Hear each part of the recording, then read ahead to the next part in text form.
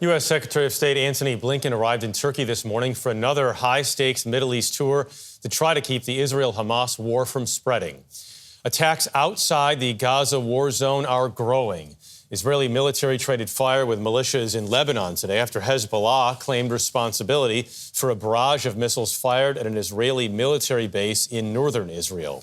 Hezbollah is vowing to retaliate against Israel after a senior Hamas leader was killed in Beirut in a suspected Israeli drone strike. Since October, at least 77 journalists have been killed covering Israel's war in Gaza and fighting on the border with Lebanon. That's according to the Committee to Protect Journalists. Ian Lee is in Tel Aviv with more on this. From the destruction of Gaza's neighborhoods to the suffering of its people, journalists try to capture every moment, providing a window into the war for the outside world. Despite the dangers of the job, Hind Khodouri keeps reporting. I know more than 5 friends that have been killed when they evacuated to the safe areas. So no place is safe. Everywhere is targeted. Dozens of reporters have been killed while covering this war, according to the Committee to Protect Journalists.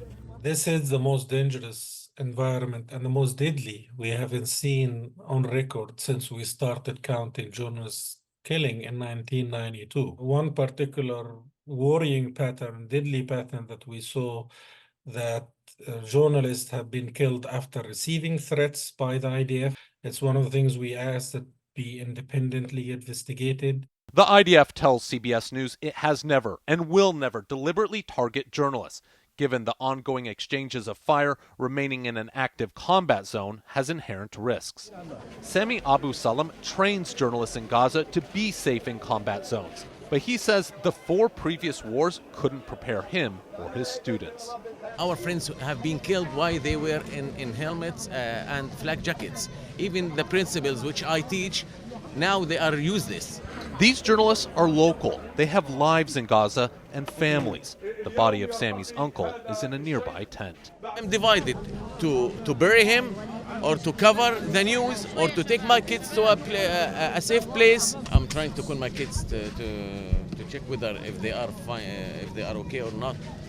But the network is disabled. I cannot. Just getting the news out can be difficult. Generators run dry, the internet goes down, and networks get damaged. The mobile number you have dialed can't be reached at the moment. You can leave a voice message by calling star, then the mobile number starting with 059. I'm really scared.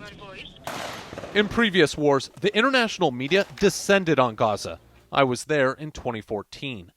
This time, we're kept out, and those who embed with the Israeli military must submit material to IDF censors. I am here. CBS News producer Marwan El-Ghul shot video and conducted our interviews in Gaza, helping to provide you, the viewer, this report. For CBS Saturday Morning, Ian Lee, Tel Aviv.